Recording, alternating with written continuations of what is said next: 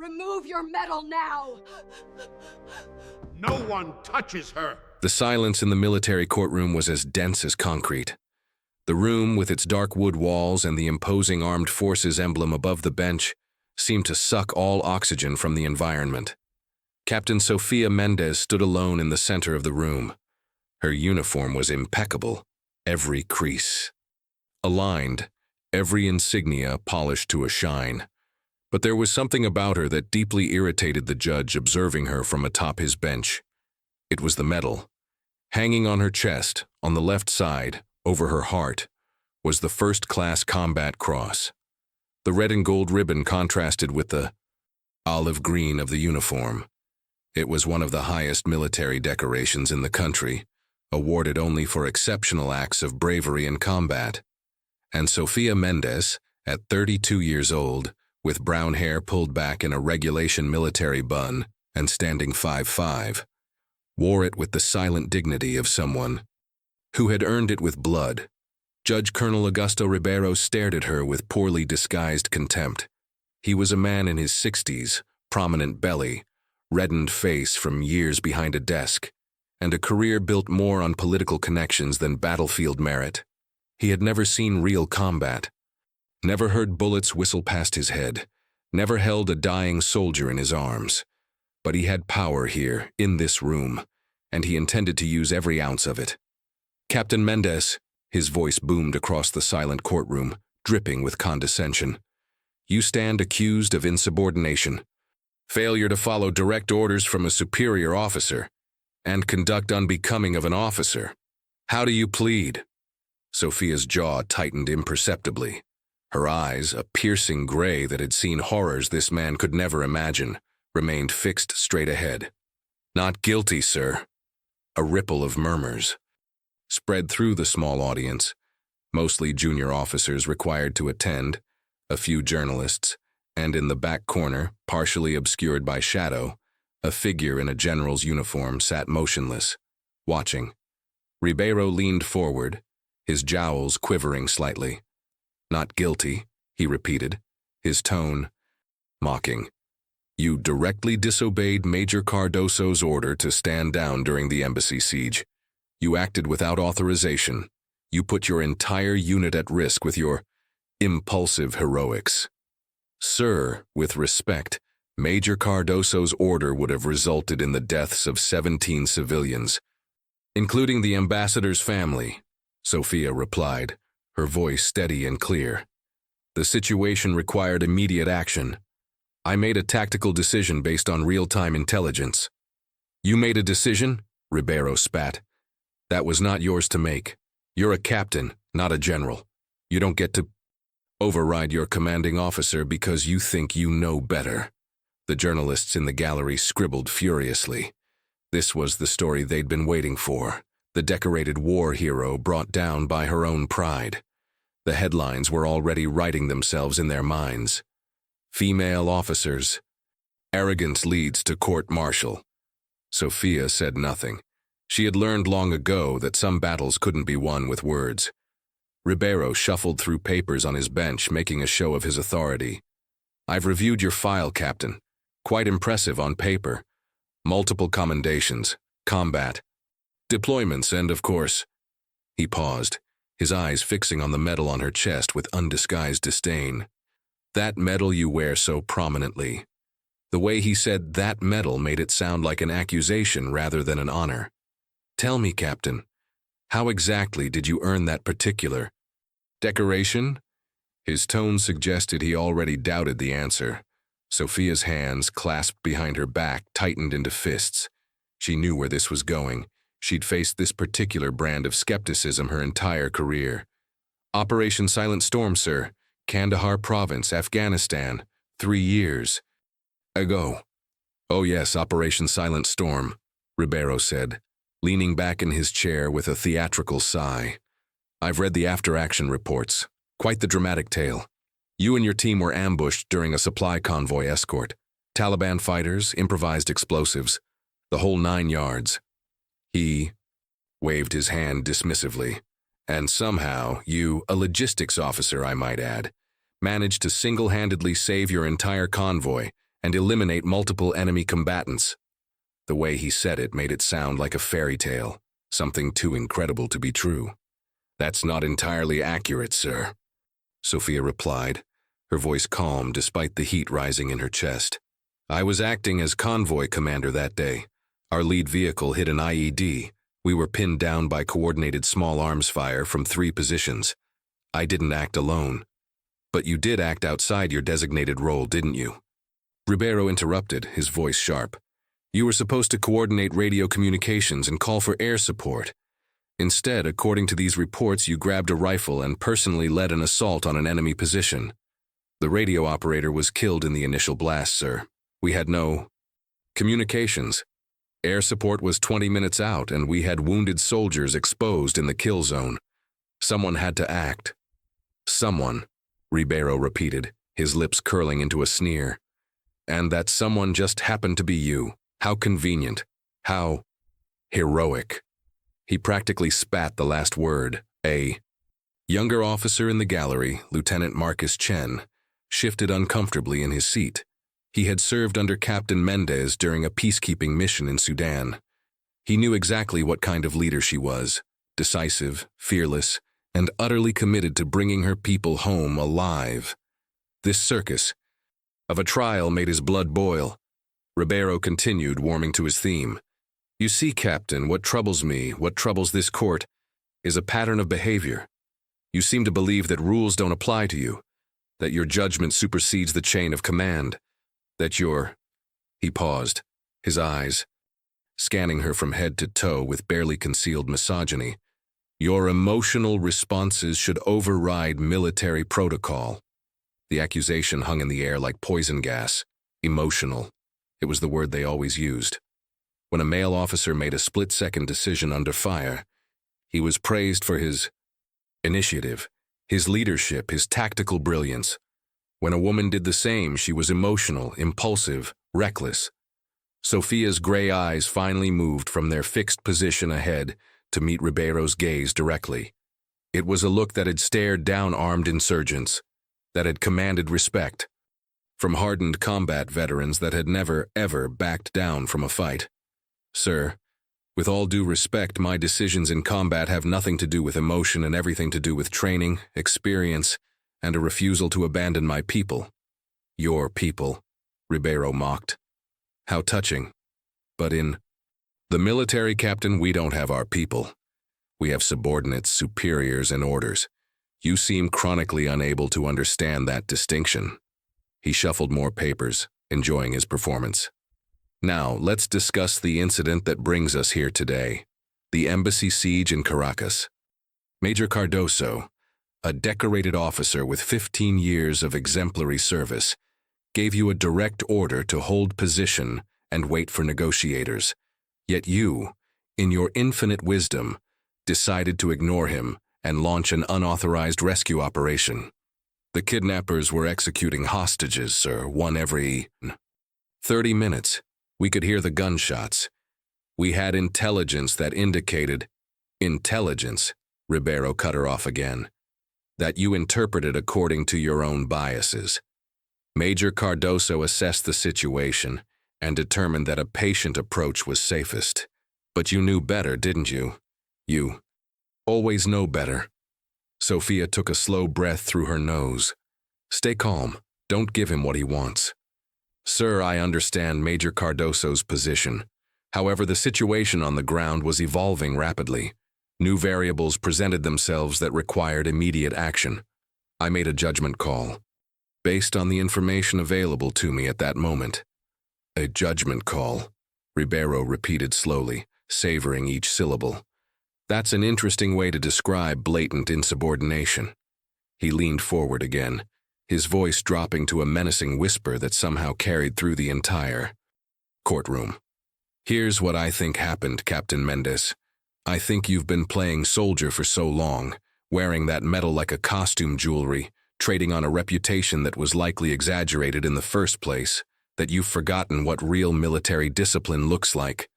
The insult was so brazen, so openly disrespectful of her service, that several officers in the gallery audibly gasped. Lieutenant Chen half rose from his seat before his commanding officer grabbed his arm and pulled him back down. In the back corner, the general in the shadows shifted slightly, his jaw tightening, but he remained silent, watching, waiting. Ribeiro stood up from his bench now, playing to the room, his voice rising with righteous indignation. I think you went into that embassy because you wanted to be the hero again. You wanted another medal, another story to tell, another moment of glory. And you were willing to risk the lives of your entire team and those hostages to get it. The accusation was so outrageous, so fundamentally wrong, that Sophia felt something crack inside her carefully maintained composure. Her hands trembled slightly behind her back. She thought of Sergeant Williams, who had taken a bullet to the shoulder during the embassy extraction.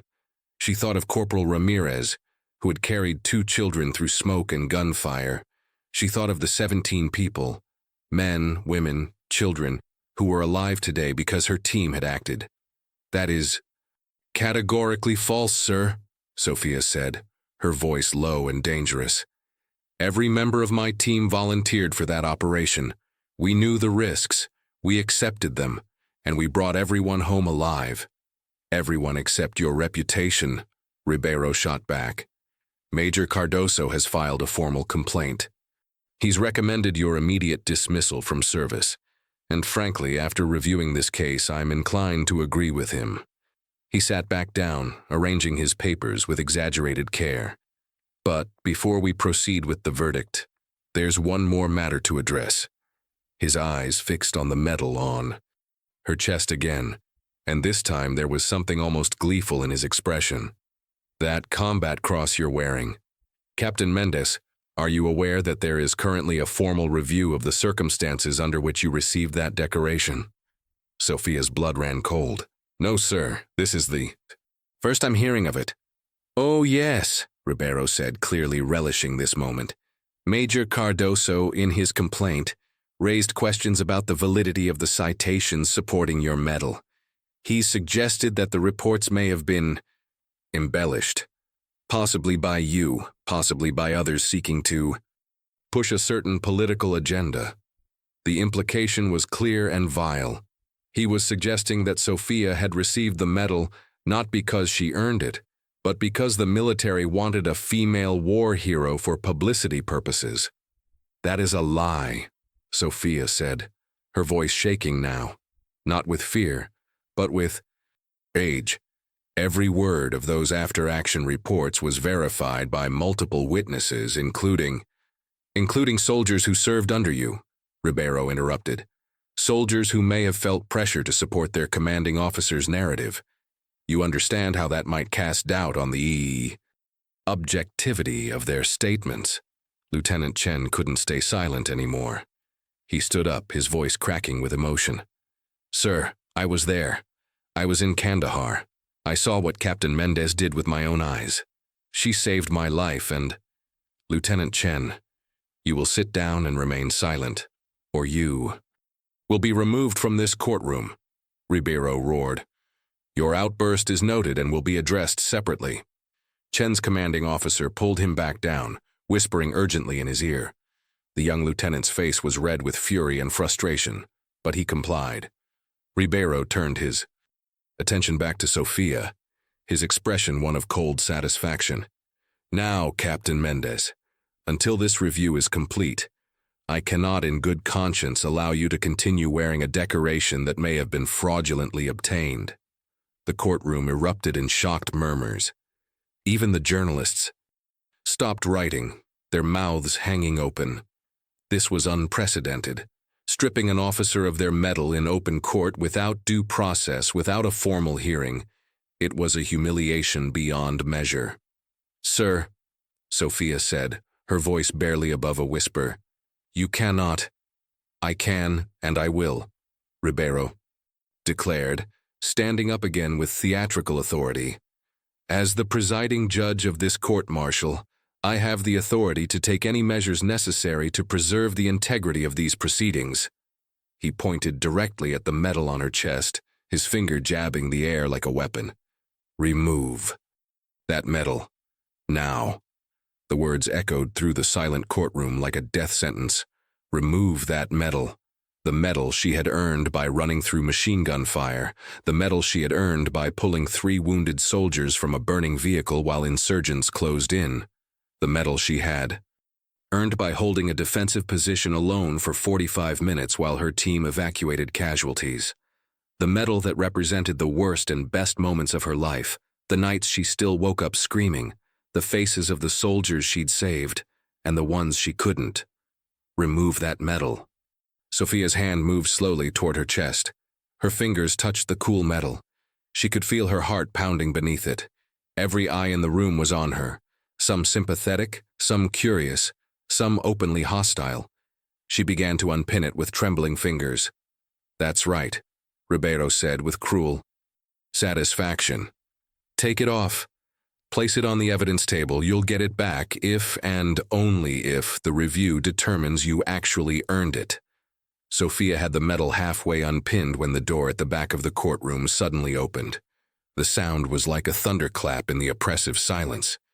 Every head turned. The figure who had been sitting quietly in the shadows stood up.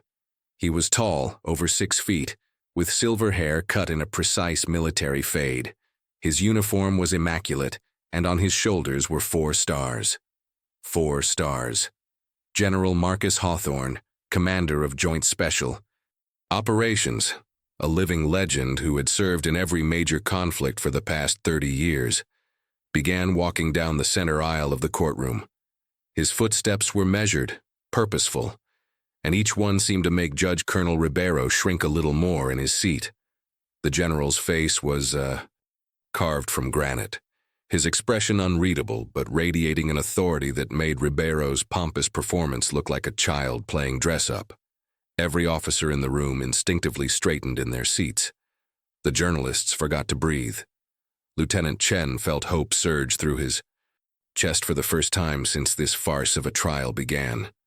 General Hawthorne stopped directly beside Captain Mendez. He didn't look at her yet. His ice-blue eyes were locked onto Judge Colonel Ribeiro, with the intensity of a laser-guided missile acquiring its target.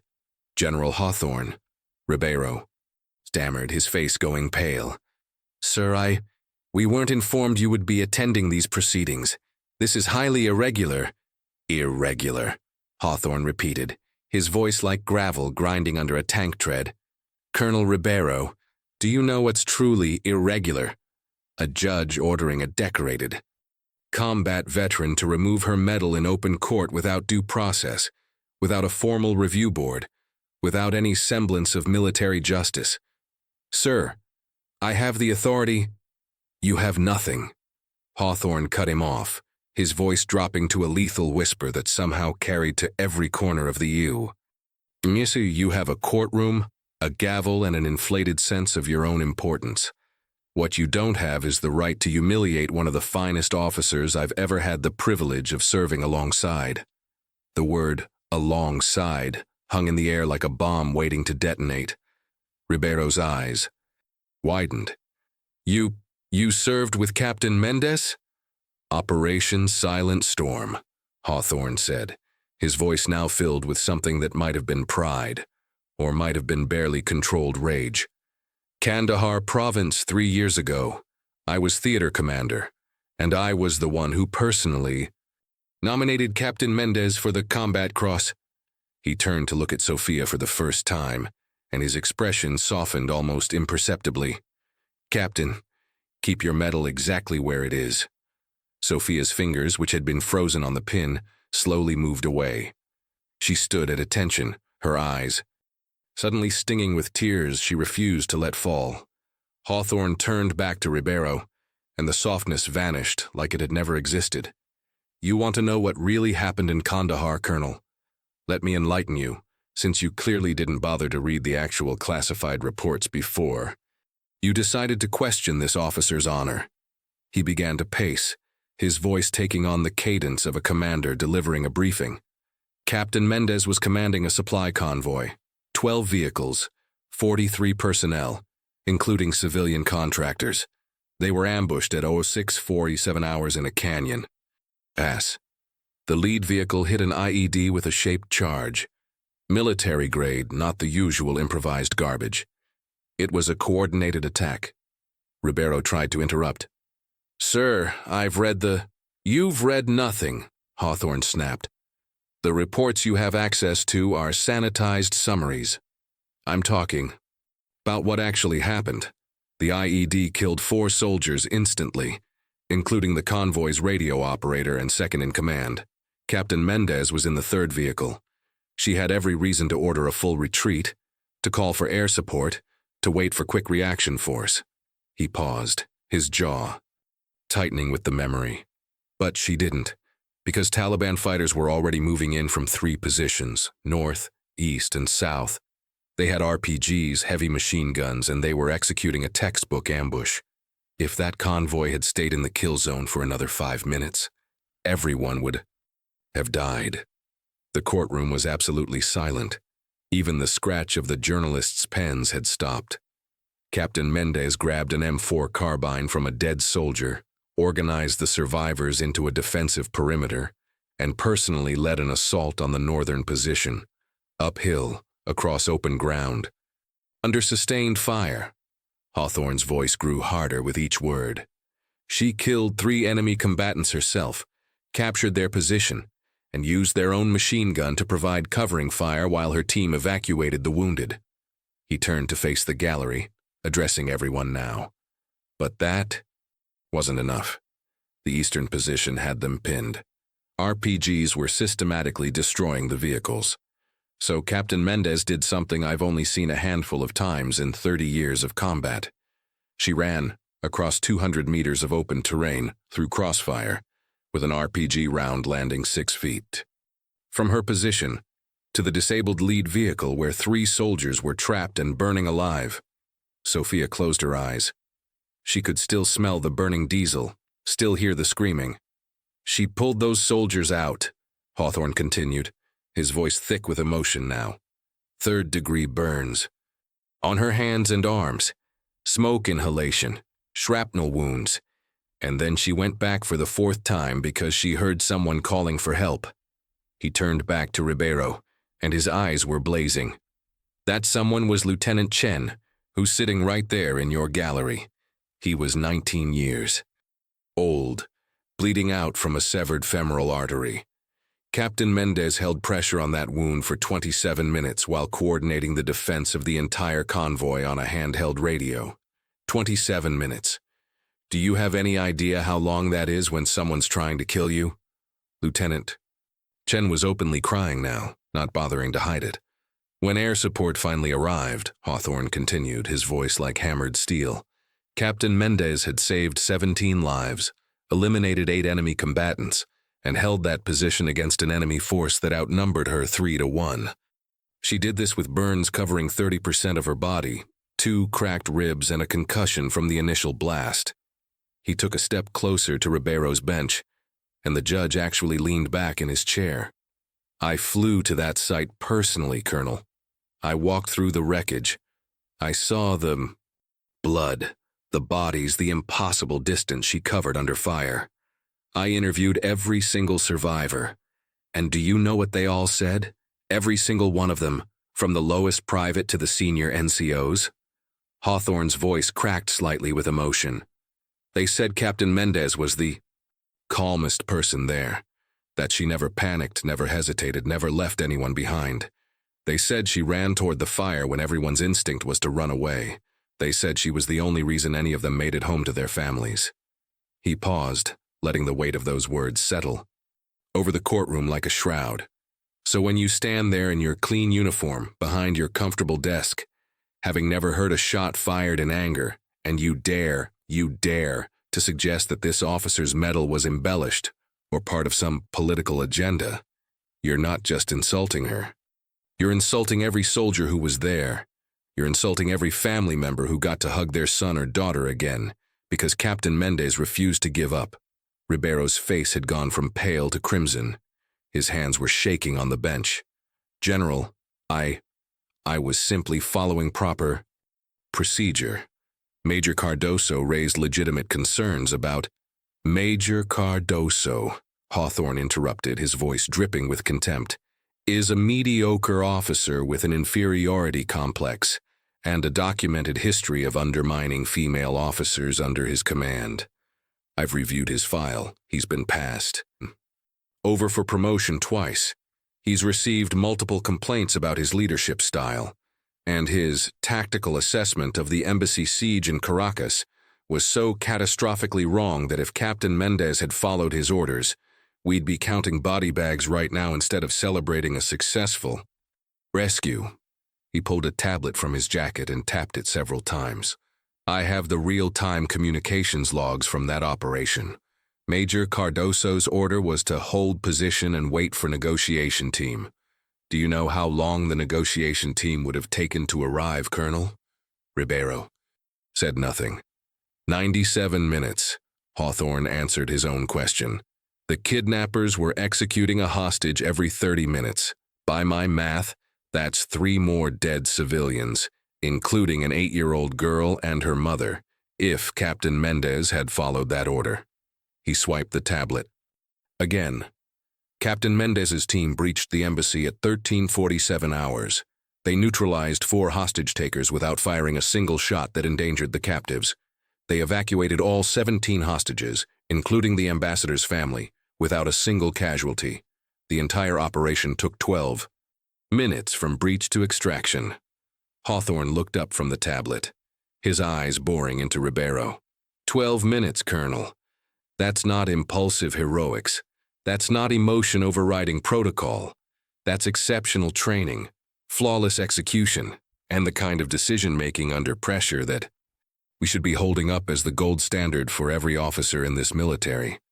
He turned to address the entire courtroom now, his voice rising with passion. But instead we're putting her on trial. Why? Because she made her superior officer look incompetent? Because she didn't wait for permission to save lives? Or is it because she's a woman, and there are still small, insecure men in our ranks who can't stomach the idea that a female officer might be braver, smarter, and more capable than they'll ever be? The accusation hung in the air like an artillery round. Several officers in the gallery nodded almost imperceptibly. The journalists were writing frantically now, knowing they were witnessing something historic. Ribeiro's mouth opened and closed like a fish gasping for air. General Hawthorne, I must protest this characterization. This court has conducted itself with complete professionalism and professionalism. Hawthorne's voice was quiet now, which was somehow more terrifying than when he'd been shouting. You ordered a decorated war hero to remove her medal in front of a room full of people based on the unsubstantiated accusations of a bitter, vindictive officer. You questioned the integrity of citations that were verified by multiple independent witnesses and approved by theater command.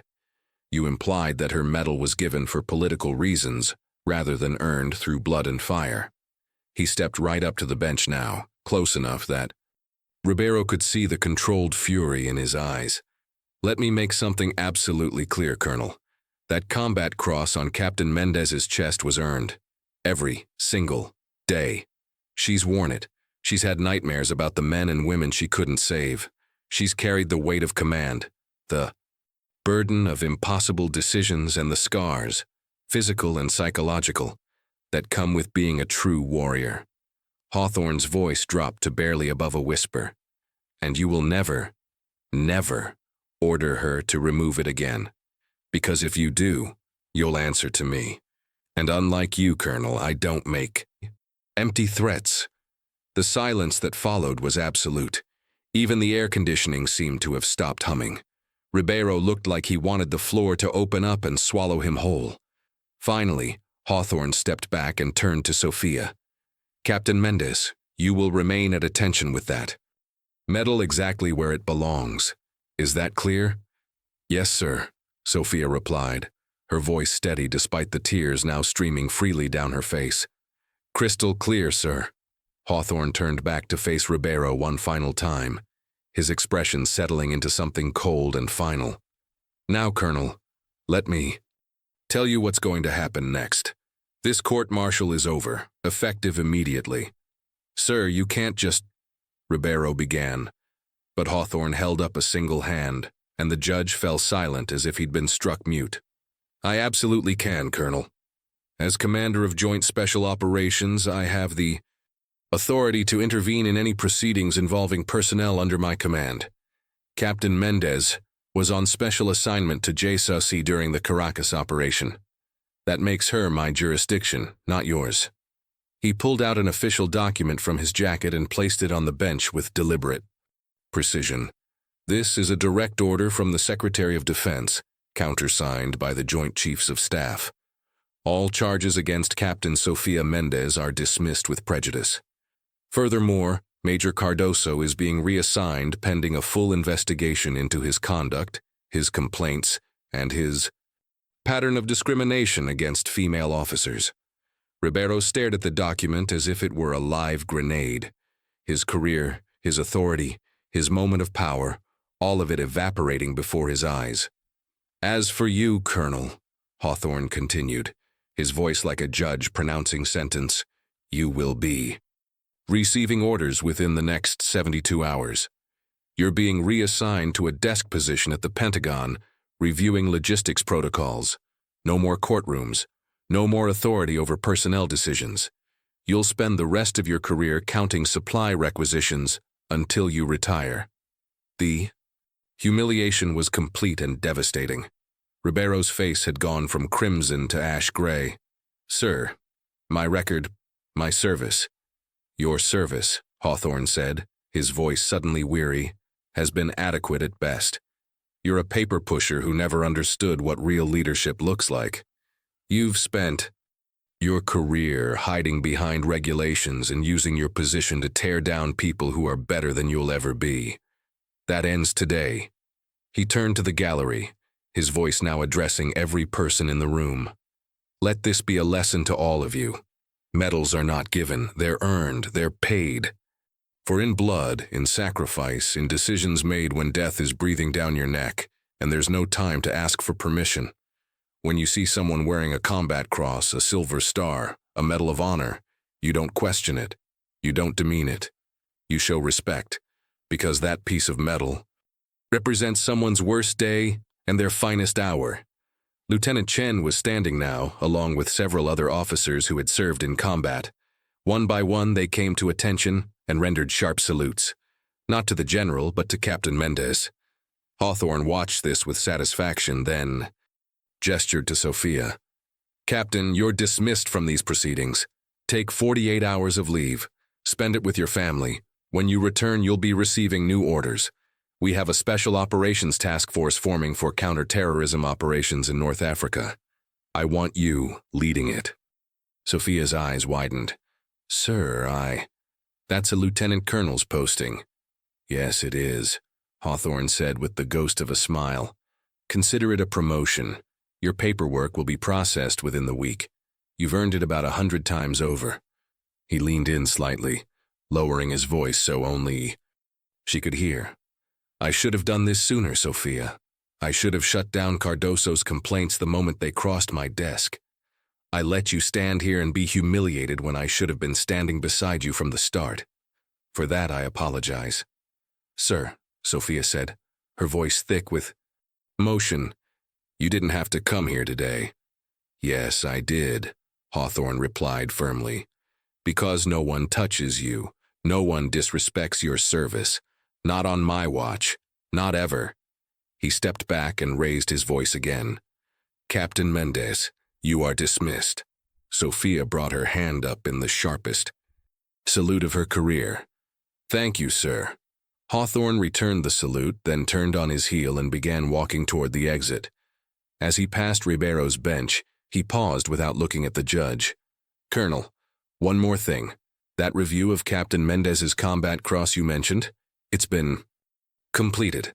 I personally conducted it this morning. Findings: all citations verified, all witness testimonies corroborated, decoration confirmed as legitimately earned. The report will be in your inbox within the hour. I suggest you read it carefully and learn what actual heroism looks like. With that General Marcus Hawthorne walked out of the courtroom, leaving behind a stunned silence that slowly transformed into something else. A wave of respect, of vindication, of justice finally served. Lieutenant Chen was the first to move. He approached Captain Mendez, came to attention, and saluted. And, "Ma'am, it's an honor to serve with you. It always has been." Other officers followed. One by one they approached, saluted, shook her hand, some with tears in their eyes. These were her people, the ones who understood, who had been there, who knew that courage didn't have a gender. Sophia stood in the center of the courtroom, her medal still pinned over her heart where it belonged, and for the first time in months, she felt the weight lift from her shoulders. The battle wasn't over. There would always be another Ribeiro, another Cardoso, another small man who couldn't handle a strong woman. But today, she had won. Today, she had been seen for who she really was. As the courtroom slowly emptied, one of the journalists, a young woman with sharp eyes, approached her carefully. "Captain Mendez, would you be willing to comment on what just happened here?" Sophia looked at her medal, thought about Kandahar, about Caracas, about every soldier she'd ever led into danger and brought home safely. She thought about the battles still to come, both on foreign soil and in courtrooms just like this one. "The only comment I have," Sophia said quietly, "is this. Medals aren't about glory. They're about responsibility. They're a promise to the people who gave them to you that you'll never forget why you earned them, and that you'll spend the rest of your career living up to that standard. That's all I've ever tried to do. That's all any of us should try to do." She adjusted her uniform, the combat cross catching the light one more time, and walked out of the courtroom with her head held high.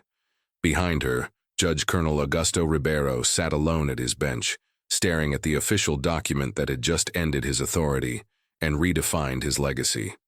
The courtroom that had been his kingdom an hour ago now felt like a tomb.